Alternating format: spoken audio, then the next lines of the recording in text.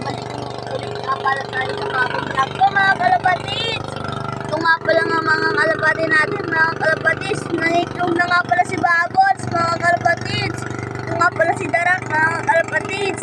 Medyo malaki na nga pala yung mga inakay nila mga kalapatids. Ito nga pala yung mga dalawang yung anak mga kalapatids. Iniwalay ko nga pala ng kulungan mga kalapatids kasi inaaway niya si Darak mga kalapatids.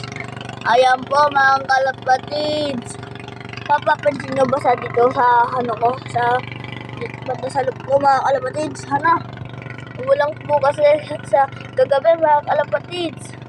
Ayun nga pala yung ginagamit natin gamit natin mga kalapatids. Tapos nga pala sila kumain mga kalapatids. May tira-tira pa mga kalapatids.